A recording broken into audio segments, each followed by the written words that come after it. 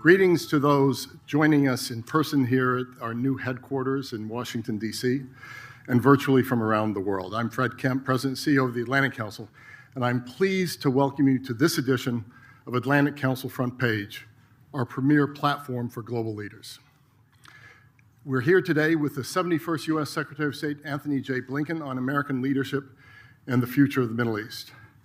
This event is being live-streamed on Atlantic Council TV, YouTube, Facebook, and X. You can join the conversation on X by following the Atlantic Council and using the hashtag AC Front Page. So Secretary Blinken, we are honored that you have come to the Atlantic Council to deliver what we're told will be your final speech as America's top diplomat, focusing on the Middle East, a region that I don't have to tell anyone in this room has undergone profound changes with far-reaching consequences for the United States and the wider world in the last months. This is in the context of a historic moment globally, one that President Biden again yesterday, in a speech at the State Department, described as an inflection point, characterized by wars in Europe, the Middle East, and in Africa, rising tensions with China, and an accelerating competition for the commanding heights of technological change. Before we go any further, I want to salute you, Secretary Blinken, for your remarkable leadership and contributions through this moment of historic challenge, following your rich contributions over so many years of distinguished public service previously. Returning to the Middle East, the region has been transformed after Hamas terrorist attacks against Israel and hostage-taking of October 7th, 2023, and by everything that has followed that. Israel's subsequent wars in Gaza and Lebanon, direct military exchanges between Israel and Iran, unprecedented in nature, the ceasefire in Lebanon, and the fall of the Assad regime in Syria. At the Atlantic Council, we have sought to highlight the stakes and potential solutions across the Mideast.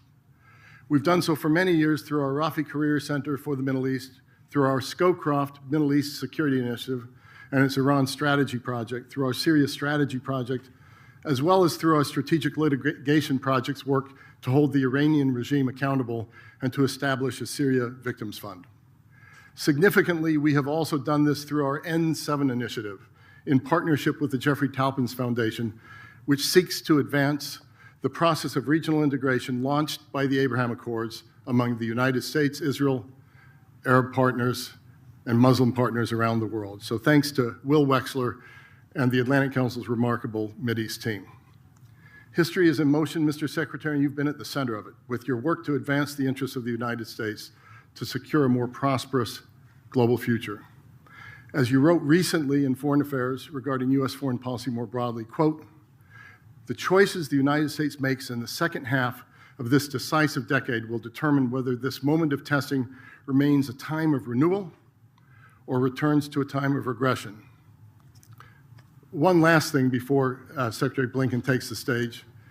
In a moving exchange between you and President Biden yesterday at the State Department, the President said the following about you, quote, "You're not only brilliant, you have incredible character, you have more integrity than almost anybody I know.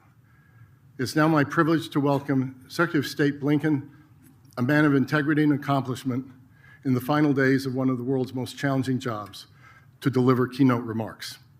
After the Secretary's speech, I will join him in conversation on stage. Mr. Secretary, the floor is yours."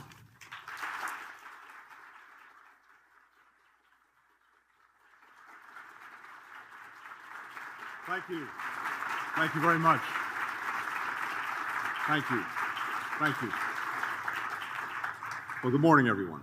And Fred, to you, thank you for that incredibly generous introduction. But thank you especially for your leadership of this council over nearly 2 decades. It's wonderful to be with you today. It's wonderful to be in this extraordinary new location. Back in the early 1960s, leading diplomats, public intellectuals, philanthropists, and others came together in Washington to create an organization that was founded on meeting the challenges of an increasingly interdependent world. In attendance, among others, Secretary of State Dean Rusk, who was blunt about what he thought would be most useful for this council. The department is hoping for initiative, research, and, if necessary, the boxing of State Department ears.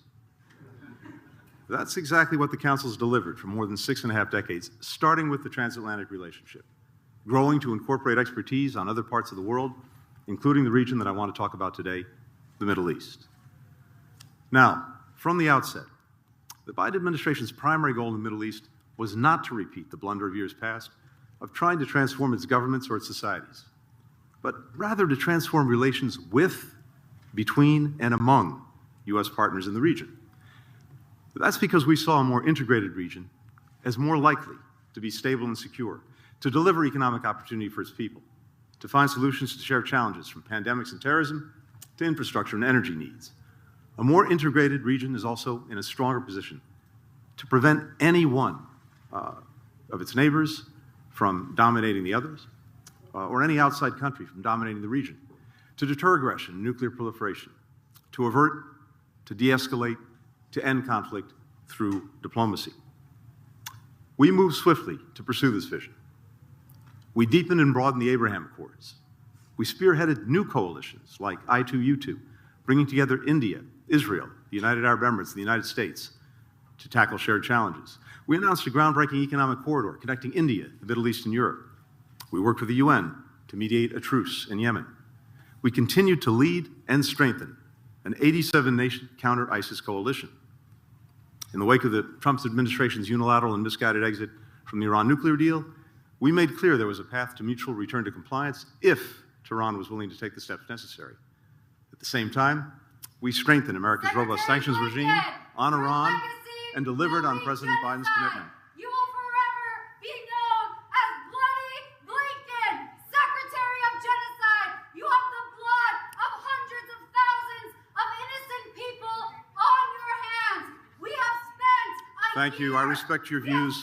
Please allow me to share mine. Thank you. Appeal to your humanity in front of your house. We bring you letters. We've held car rallies. The blood of innocent civilians, of children, is on your hands. We will not forget. We will not forget. We will hold you accountable. We will hold you accountable. Bloody Blinken, Secretary of Genocide. Shame! Shame on you! Shame on you! So to continue. At the same time, we strengthened America's robust sanctions regime on Iran and delivered on President Biden's commitment that Iran would not obtain a nuclear weapon on his watch. Finally, we made significant progress toward a comprehensive agreement that would strengthen our strategic partnership with Saudi Arabia and normalize relations between Saudi Arabia and Israel. On October 10th, 2023, I was scheduled to travel to Israel and Saudi Arabia to help close remaining gaps in the normalization deal, and in particular, to pursue agreement on one of its essential components, a credible pathway to a Palestinian state with ironclad security guarantees for Israel. But on October 7th, Hamas attacked Israel, unleashing the deadliest days for Jews since the Holocaust. Hamas killed more than 1,200 men, women, and children, torturing, maiming, sexually assaulting many of its victims. The overwhelming majority of Hamas's victims were civilians.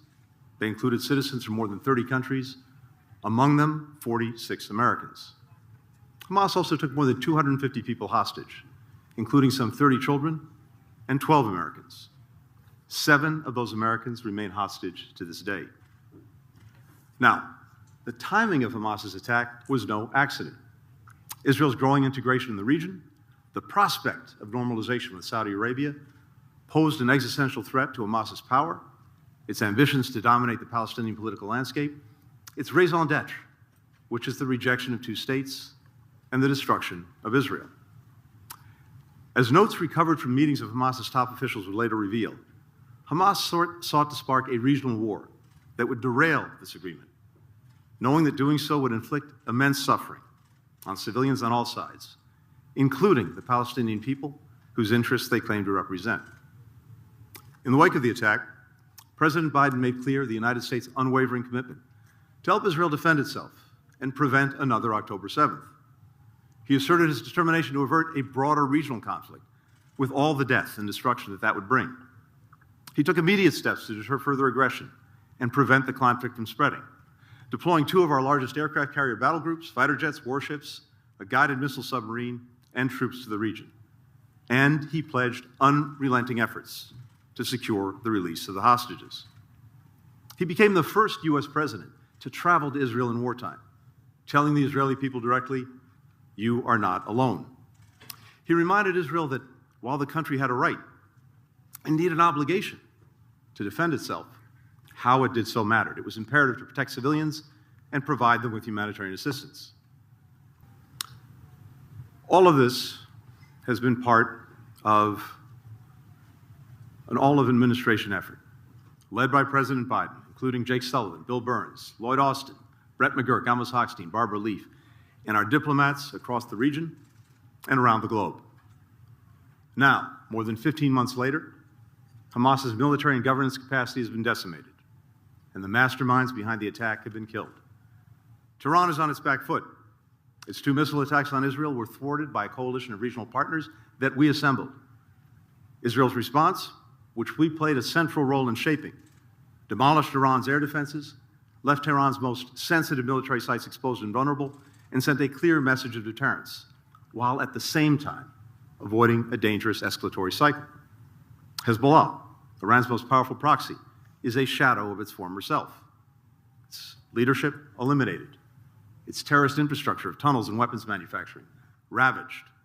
In Lebanon, Hezbollah's battered forces have retreated north of the Litani River as part of a U.S. brokered ceasefire agreement. After Iran spent decades pouring billions of dollars into propping up Assad's murderous machinery, the Assad regime has fallen, and Tehran has retreated from Syria. None of Assad's patrons, not Iran, not Russia, not Hezbollah, were in a position to save him this time. All were bogged down in crises of their own making, which the United States effectively exacerbated. Iran has lost its overland supply route to Hezbollah. Many of the Assad regime's bases, weapons factories, and weapons, including illegal chemical weapons, have been destroyed by Israel. It's not just what we achieved, but also what we prevented. When I traveled across the region the days after October 7th, I heard from partners a palpable sense of alarm that regional war was coming. The combination of American diplomatic and military action and assistance to preserve and strengthen Israel's deterrent helped prevent that from happening in the weeks after October 7th and at multiple charged moments since. America's allies and partners, particularly in the Middle East, have taken note of who they can rely on to stand by their friends and who they cannot. Which powers work to diffuse crises and which powers stand back and do nothing or make problems worse. The balance of power in the Middle East is shifting dramatically and not in the way Hamas and its backers hoped or planned. And yet, the region remains rife with risk, from Syria's fragile political transition to Iran's desperation to restore its deterrence with all that could imply for its nuclear ambitions, to the Houthis' ongoing attacks on Israel and international shipping, to a dearth of opportunity, the repression of dissent and human rights in several countries. What's more, while the strategic gains made over the last 15 months are real, they have come at tremendous and excruciating costs. For the families of the kibbutzim, the concert-goers, the children, the soldiers killed on October 7th attack, unfathomable grief persists. For those with loved ones and friends still being held hostage, every day brings more anguish from not knowing if their loved ones are suffering or even alive. The ongoing humanitarian crisis in Gaza has inflicted immeasurable suffering on Palestinian civilians, children, women, men, trapped in a conflict they did not start and are powerless to stop. Tens of thousands of people killed in Gaza.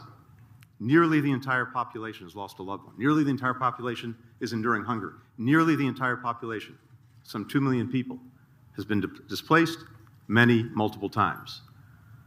Most have no home to go to, as so many homes in Gaza have been damaged or destroyed. Gaza is one of the most dangerous places in the world to be a child, to be a civilian, to be a journalist. And as always happens in conflicts, the more people suffer, the less they feel empathy for the suffering of those on the other side. Throughout the Arab and Muslim worlds, large majorities believe that October 7th didn't happen, or if it did, that it was a legitimate attack on Israel's military. In Israel, there is almost no reporting on the conditions in Gaza and what people there endure every day. This dehumanization is one of the greatest tragedies of the conflict. The late Cardinal Martini once spoke of our need to be able to experience shared sorrow. It helps us salvage from moments of loss and despair a sense of common humanity. Without it, we lose one of the most crucial foundations for reconciliation and eventually coexistence. For the United States, a country with unique global engagements and responsibilities, the conflict has put our personnel, our facilities, our assets at greater risk, stretched our force posture, stockpiles, and readiness. Terrorist groups are exploiting the crisis in Gaza to try to boost recruitment and foment anti-American sentiment. Autocrats have cynically used the conflict to justify their aggression and atrocities and to advance their efforts to challenge the international rules and principles that safeguard American interests and values. And of course, it's divided our communities, from college campuses to houses of worship to families. Given the costs, especially the human costs, we have a responsibility to ensure that the strategic gains of the last 15 months endure and lay the foundation for a better future. All too often in the Middle East, we've seen how the shoes of one dictator can be filled by another, or give way to conflict and chaos. How a nation can expel one outside power only to see another take its place. How stamping out one terrorist group can spawn even more lethal successors. So our imperative is not to turn back the clock to the way things were before October 7th. It's to forge a new reality for the Middle East in which all people are more secure, all can realize their national aspirations, all can live in peace. Is that hard to achieve? Yes. Peace in the region always has been. Is it hard? Yes. Is it impossible? No. Is it necessary? Absolutely yes. And that's why we pursued three interrelated diplomatic goals: brokering an enduring solution to the Israel-Hezbollah conflict, ending the war in Gaza, normalizing relations between Israel and Saudi Arabia, which will provide Palestinians and Israelis with the incentives and reassurances that they need to achieve their long-sought national aspirations. Israel has lived for far too long with an unsustainable situation in its northern border. Hezbollah, a terrorist organization whose stated goals include the destruction of Israel, controlled large swaths of Lebanon's territory, including lands south of the Litani River, in violation of the UN resolution that ended the last war between Israel and Hezbollah. Land Hezbollah used, with Iran's support, to train fighters, to stockpile arms, to build weapons and tunnels, to carry out deadly attacks on Israel. Starting on October 7th, Hezbollah launched thousands of missiles at Israeli communities without provocation, pledging to continue its attacks until Israel ended its military operation in Gaza. Hezbollah's aggression has come at grave cost for Israelis and Lebanese people alike. Some 70,000 Israelis have been forced from their homes along Israel's northern border. In Lebanon, thousands have been killed, a quarter of Lebanon's population displaced. Our goal in seeking a cessation of hostilities was not merely to pause the fighting and avert a broader regional war. Rather, we aim to prevent Hezbollah from reconstituting itself in a way that can threaten Israel or continue to hold the Lebanese state and the Lebanese people hostage. And we wanted to create conditions allowing displaced Israeli and Lebanese families to return safely to their homes. The arrangement that we brokered together with France meets those benchmarks. It empowers the government of Lebanon to retake control of its territory. It provides Lebanon's economy and security forces with much-needed aid and support.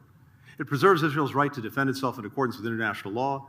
It achieves Israel's aim of delinking hostilities on its northern front from the war in Gaza. Just since the deal was signed, Israeli forces have started to withdraw from southern Lebanon. The Lebanese military is deployed in their place to ensure that remaining terrorist infrastructure is removed and Hezbollah does not return. The U.S. and France are working hour by hour to monitor the agreement and to address violations. And now, just 6 weeks after the deal, Lebanon's parliament voted overwhelmingly to elect a new president, the first time the country has had a national leader in more than 2 years. Just yesterday, it elected a new prime minister. Both are important steps to becoming a secure, sovereign, and successful nation, and to meeting the needs of the Lebanese people. Second, we sought to end the war in Gaza in a way that will lay the foundation for enduring peace, as well as to advance the legitimate aspirations of Israelis for lasting security and Palestinians for an independent, viable state of their own. 1 month into the conflict, at a meeting of G7 foreign ministers in Tokyo, I outlined principles that the United States saw as essential to achieving these goals. The principles included a Gaza never again ruled by Hamas or used as a platform for terrorism or other violent attacks. New Palestinian-led governance, with Gaza united with the West Bank under the Palestinian Authority. No Israeli military occupation of Gaza or reduction of Gaza's territory. No attempt after the conflict to besiege or block it. And no forcible displacement of Gaza's population. These principles also called for establishing a sustained mechanism for Gaza's recovery and reconstruction, and for creating a pathway toward Israelis and Palestinians living side by side in states of their own, with equal measures of security, freedom, opportunity, and dignity. Now, we and our partners recognize that we wouldn't be able to achieve these goals overnight. The first step, we have long believed, is to achieve an initial ceasefire, 6 weeks, during which Israel and Hamas stop firing, Israeli forces pull back, hostages start to come home, Palestinian prisoners are released, humanitarian assistance surges into Gaza. It will also create space for finalizing a day-after plan to allow the full withdrawal of Israeli forces, to make the ceasefire permanent, and to bring the remaining hostages home. Once we assessed that Israel had achieved its main objective in Gaza of ensuring that Hamas was incapable of carrying out another October 7th, President Biden publicly set out his detailed ceasefire plan. We went around the world building support for the proposal. The UN Security Council swiftly adopted a resolution supporting it, with 14 members voting for it, not a single member voting against it. The Arab League, countries in the region and beyond, all affirmed their support. Hamas, the lone holdout, but now thoroughly isolated, finally accepted President Biden's framework. In the time since, we've worked relentlessly with Qatar and Egypt to negotiate the details of the agreement and its implementation. Now, at different moments, different parties have made it hard to finalize an agreement, or events have delayed or derailed its completion. For the past several months, Hamas has played the spoiler. But over the past several weeks, our intensive efforts have brought us to the brink of full and final agreement. On Sunday, the United States, Qatar, and Egypt put forward a final proposal. The ball is now in Hamas's court. If Hamas accepts, the deal is ready to be concluded and implemented. I believe we will get a ceasefire. And whether we get there in the remaining days of our administration or after January 20th, I believe the deal will follow closely the terms of the agreement that President Biden put forward last May and our administration rallied the world behind. Now, from the outset, we also recognized that we couldn't afford to wait until a ceasefire to plan for what would follow it. For many months, we've been working intensively with our partners to develop a detailed post-conflict plan that would allow Israel to fully withdraw from Gaza, prevent Hamas from filling back in, and provide for Gaza's governance, security, and reconstruction, drawing on the principles that I originally set out in Tokyo. We will hand off that plan to the Trump administration to carry forward. But let me share a few of its core elements this morning. We believe that the Palestinian Authority should invite international partners to help establish and run an interim administration with responsibility for key civil sectors in Gaza, like banking, water, energy, health, civil coordination with Israel. The international community would provide funding, technical support, and oversight. The interim administration would include Palestinians from Gaza and representatives from the PA, selected following meaningful consultation with communities in Gaza, and would hand over complete responsibility to a fully reformed PA administration as soon as it's feasible. The administrators would operate in close cooperation with a senior UN official who should oversee the international stabilization and recovery effort. An interim security mission would be made up of members of partner nation security forces and vetted Palestinian personnel. Its responsibilities would include creating a secure environment for humanitarian and reconstruction efforts and ensuring border security, which is crucial to preventing smuggling that could allow Hamas to rebuild its military capacity. We would stand up a new initiative to train, to equip, to vet a PA-led security force for Gaza to focus on law and order and gradually take over for the interim security mission. These arrangements would be enshrined in a UN Security Council resolution. Some of our partners have already expressed their willingness to contribute troops and police for such a mission. But if, and only if, it is agreed that Gaza and the West Bank are reunified under a reformed PA as part of a pathway to an independent Palestinian state. And therein lies the rub. Reaching agreement will require all parties to summon the political will, to make hard decisions, to make hard compromises. Key regional and international actors will need to fully commit to supporting Palestinian-led governance and preventing Hamas's return. The PA will need to carry out swift, far-reaching reform to build more transparent, accountable governance, continuing a process that it began last year. Israel will have to accept reuniting Gaza and the West Bank under the leadership of a reformed PA. And all must embrace a time-bound, conditions-based path toward forming an independent Palestinian state. These principles are mutually reinforcing. Time-bound because no one will believe or accept an endless process. Palestinians need and deserve a clear and near horizon for political self-determination. Conditions-based because while Palestinians have a right to self-determination, with that right comes responsibility. No one should expect Israel to accept a Palestinian state that's led by Hamas or other extremists, that's militarized or has independent armed militia, that aligns with Iran or others who reject Israel's right to exist, that educates and preaches rejectionism, or that, unreformed, becomes a failed state. Israelis must decide what relationship they want with the Palestinians. That cannot be the illusion that Palestinians will accept being a non-people without national rights. 7 million Israeli Jews and some 5 million Palestinians are rooted in the same land. Neither is going anywhere. Israelis must abandon the myth that they can carry out de facto annexation without cost and consequence to Israel's democracy, to its standing, to its security. Accepting a time-bound, conditions-based approach for Palestinian statehood will provide the political horizon that regional and international actors need to contribute the security forces and financial support necessary to help new Palestinian leaders govern, secure, and rebuild Gaza.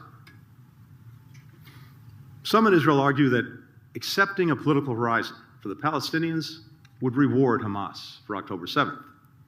In fact, Hamas has tried to kill the idea of two states for decades. It hoped to destroy the Oslo Accords with relentless suicide bombs. It sought to strangle the Arab Peace Initiative by launching the horrific Passover attacks.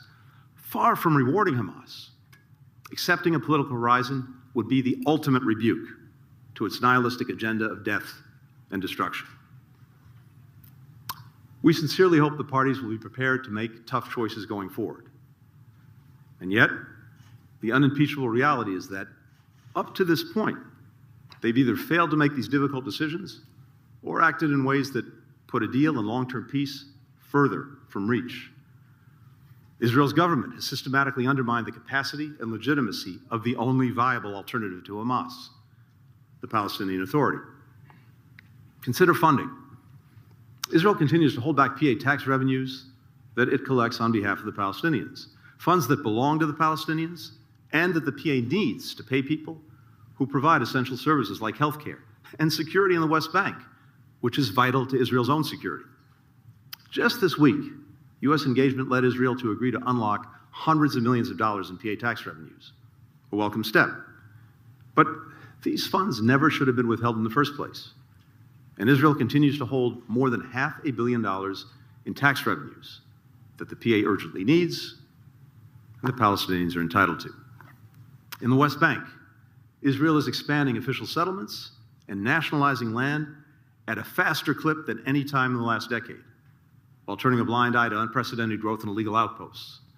Violent attacks by extremist settlers against Palestinian civilians have reached record levels. We've long made the point to the Israeli government that Hamas cannot be defeated by a military campaign alone, that without a clear alternative, a post-conflict plan, and a credible political horizon for the Palestinians, Hamas, or something just as abhorrent and dangerous, will grow back. That's exactly what's happened in northern Gaza since October 7th. Each time Israel completes its military operations and pulls back, Hamas militants regroup and reemerge, because there's nothing else to fill the void. Indeed, we assess that Hamas has recruited almost as many new militants as it has lost. That is a recipe for an enduring insurgency and perpetual war. The longer the war goes on, the worse the humanitarian situation gets in Gaza. Israel faces uniquely challenging circumstances in Gaza. A civilian population trapped there, with Hamas hiding in and under homes, hospitals, schools, and mosques. Indeed, Hamas has cynically weaponized the suffering of Palestinians. In a message that Yahya Sinwar, Hamas's military leader at the time, sent to mediators, he called the death of Palestinian civilians, and I quote, necessary sacrifices, and said the more innocent Palestinians were killed, the more Hamas would benefit. These profound challenges notwithstanding, Israel's efforts have fallen far short of meeting the colossal scale of need in Gaza. We've been clear publicly and privately that there are steps Israel could take to transform the humanitarian situation in Gaza and ensure that critical aid reaches all Palestinians in need. Those include restarting the flow of commercial goods, undertaking pauses in military operations, as it did during the successful polio vaccination campaign, and securing specific corridors for the flow of aid to storage and distribution sites. The suffering of civilians in Gaza is a tragedy in its own right. It's also isolated Israel internationally and imperiled its hard-earned strides toward building relationships in the region. The longer the humanitarian crisis in Gaza goes on, the more Arab countries that recently normalized relations with Israel will face pressure from their populations to walk away. And the greater the risk that Israel's long-standing peace accords with Jordan and Egypt will collapse. The ballast that these partnerships provide for Israel in the region, easy to take for granted, especially for generations who only know a world where these nations are at peace. But their rupture would unleash even greater instability and be incredibly hard to repair. Remaining bogged down in Gaza will harm Israel economically. Already, foreign direct investment and Israel's credit rating have taken real hits. The extended mobilization of reservists is undermining tens of thousands of businesses and private sector productivity.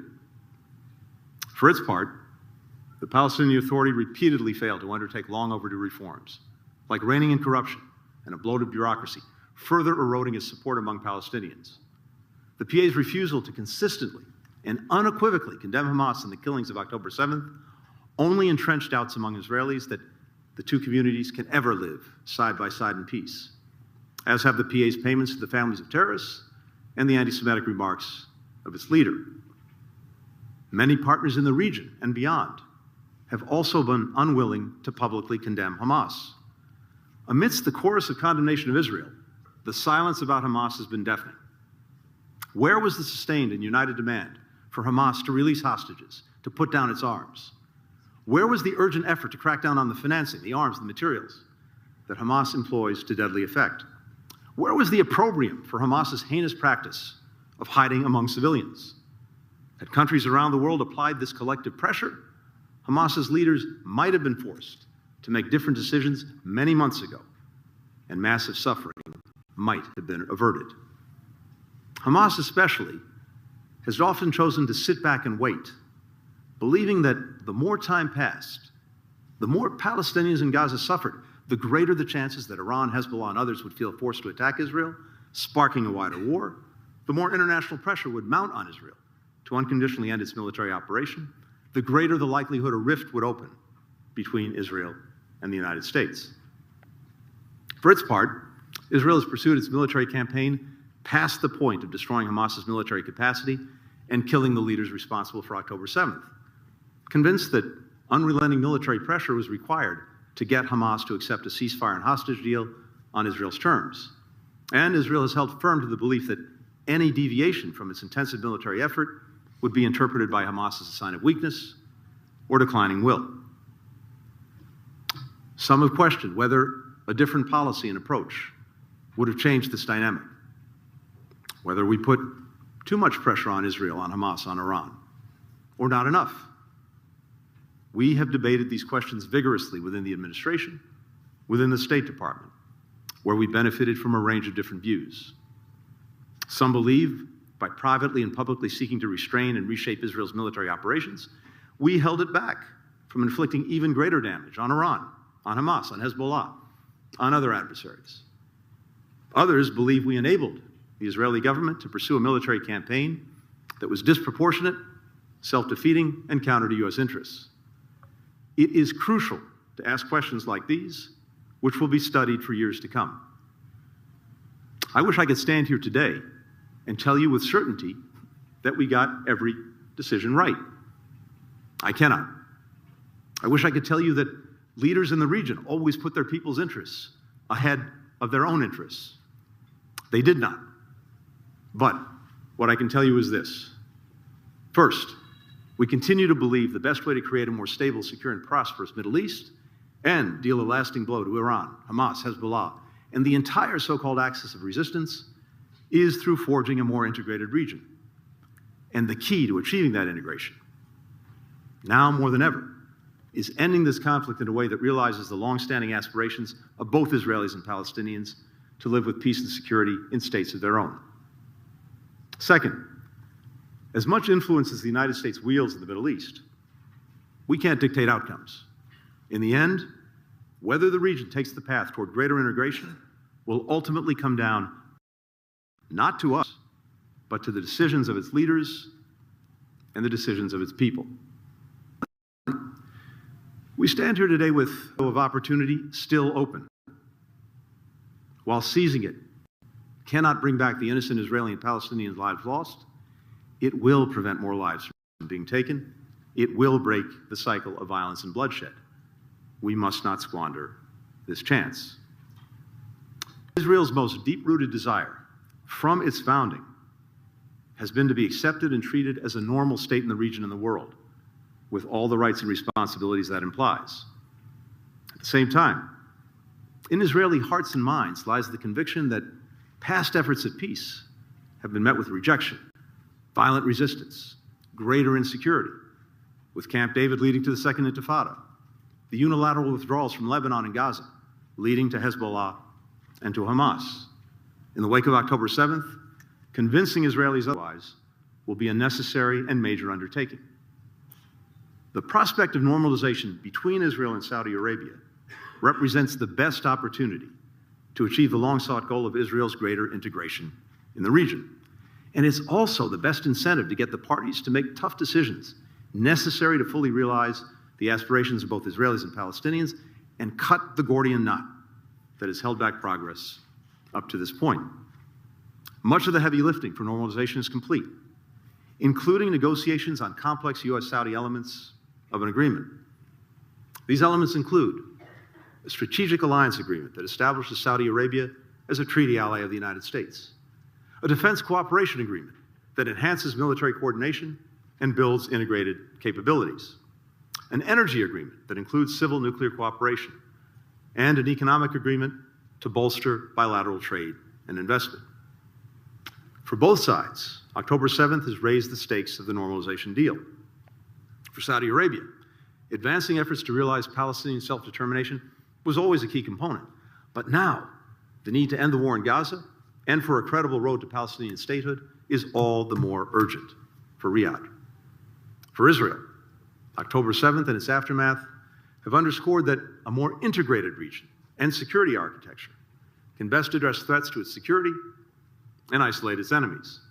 That is exactly what we saw in April and again in October when, with U.S. leadership, partners in the region and beyond came together in an unprecedented way to help defend Israel against Iran's unprecedented direct missile attacks.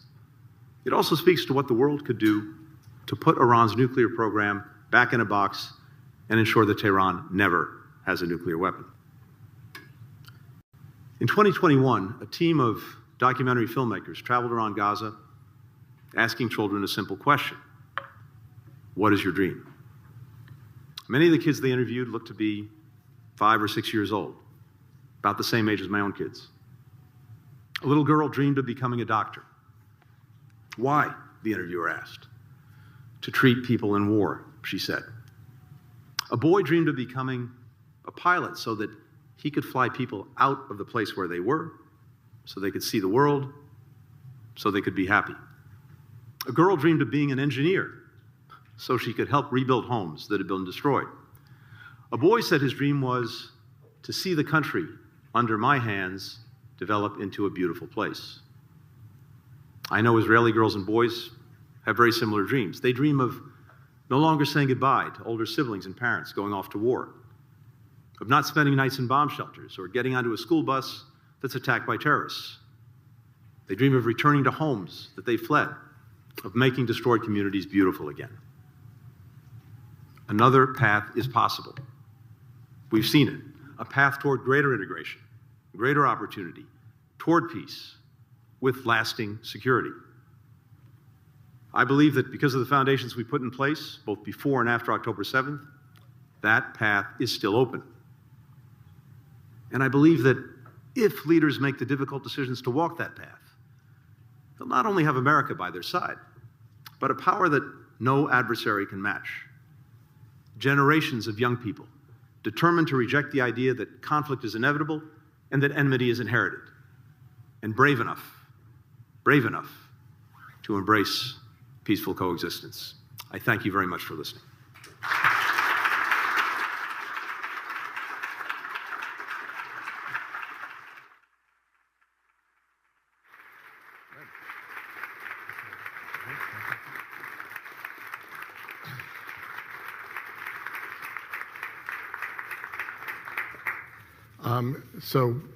Secretary Blinken, thank you. That was an important speech. And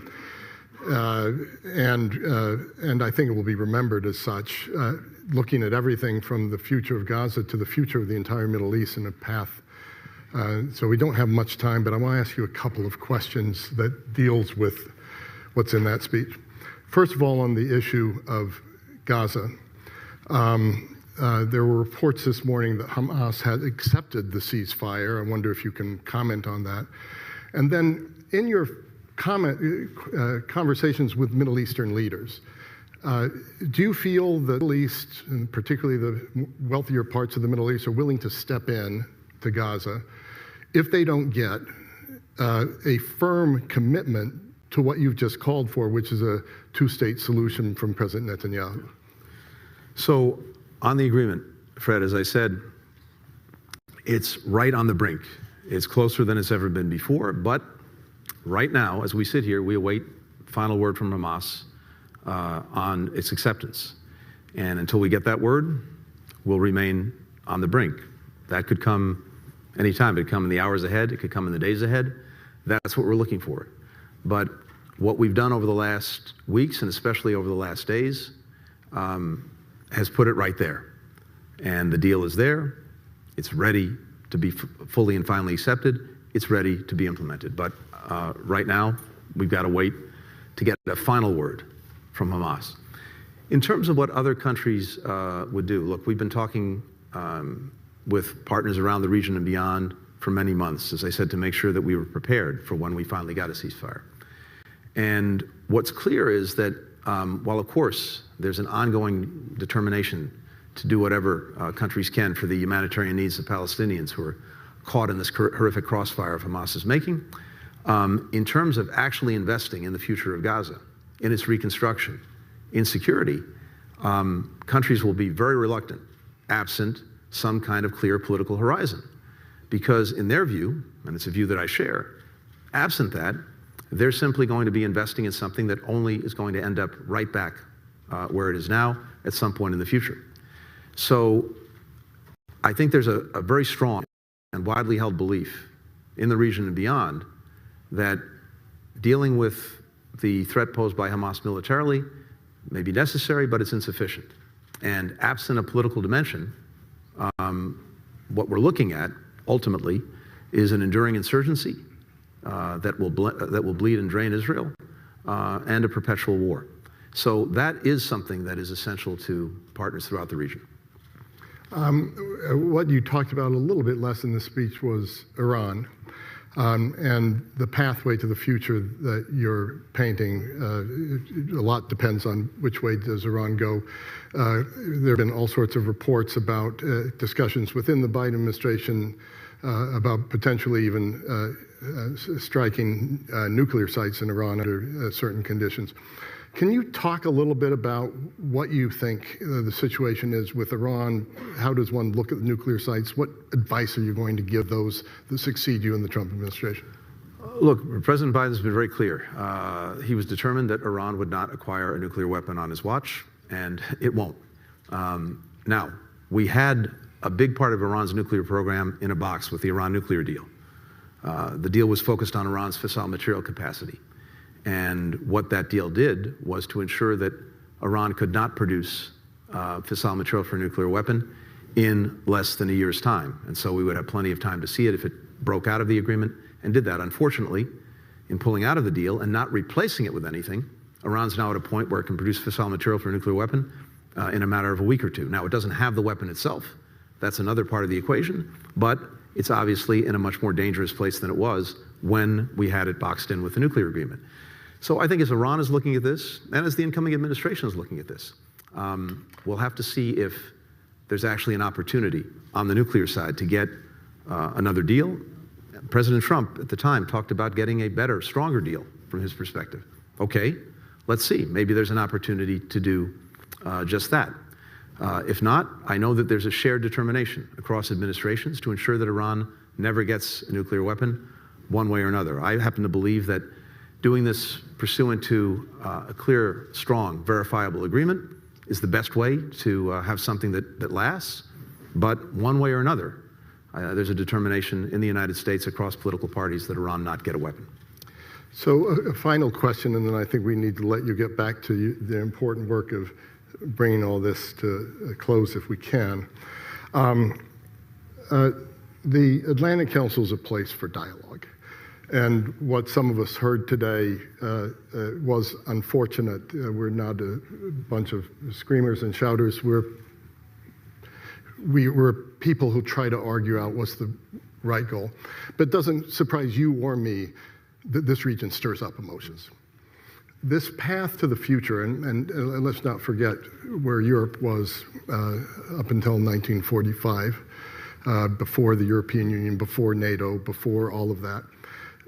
You talked, I think, about Soviet normalization almost in that spirit. And some people have talked about a path of integration that could create economic integration in the Middle East, like the European Union, military integration, not a NATO necessarily, but countries coming closer together. Are we closer to that now? Saudi normalization with Israel, the Abraham Accords leading to something a little bit more far-reaching of the sort that you talked about at the end of your speech? Are we further away from everything that's happened in the last couple of years? Look, I believe we're much closer to it. And what we've done over the past 4 years, building on the Abraham Accords, was to try to get to their ultimate realization, which is normalization between Saudi Arabia and Israel. A lot of work went into that, including, as I described, agreements necessary between the United States and Saudi Arabia, as well as between Saudi Arabia and Israel. And as we sit, it's ready to go. That could move forward tomorrow. But it requires two things. It requires an end to the conflict in Gaza, and it requires a credible pathway to a Palestinian state.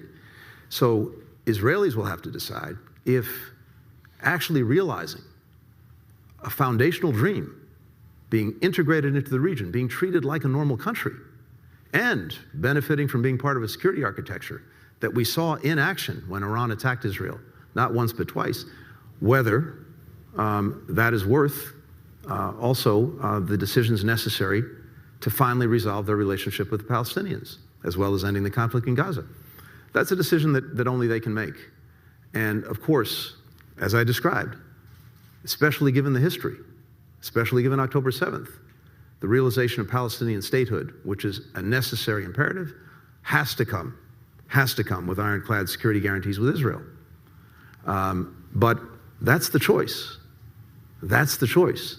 And I believe it's there. Now, in this moment, because societies are so traumatized, Israelis and Palestinians, it's incredibly hard to have that conversation. I recognize that, and I spoke to it today, not under the illusion that anyone would hear this and embrace it tomorrow, but at least to set that foundation, because that conversation has to happen. It will happen, and whether that's next week, next year, in a few years, we'll see. But it has to happen. And I believe that the work that we've done and that we'll hand off to the next administration has set a foundation, not only for the conversation, but to actually carry it forward. One of the things I believe strongly, Fred, from my own experience over the last 30 years and looking at the sweep of history, is that there's no such thing as a hereditary enemy, that we are not fated to conflict or animosity, and even what seem to be the most virulent and violent hatreds can go away, can change. These last 4 years, probably two of our closest partners, have been Germany and Japan. Not very long ago, it was a very different world. We take that for granted. We shouldn't. We need to be reminded of that, motivated by that, because it tells us that none of this is fated or predetermined. We have the capacity to change. We have the capacity to build peace, to find lasting security. But it takes will. It takes hard choices, hard decisions, risk. And ultimately, we can try to lay out the path, but others have to walk it. We'll do everything we can to support them if they do that. Thank you so much for that message, and particularly that message at the Atlantic Council, which you know was created and stands for the resolution of these sorts of conflicts and moving into a far better place. And just as we worked on those issues for Europe, we're working on those issues for the Middle East as well. So I'd ask everyone in the audience to please join me, not just in thanking Secretary Blinken for today, and not just in thanking him for his work during the administration, but really a lifetime of public service. Thank you so much. Thank you.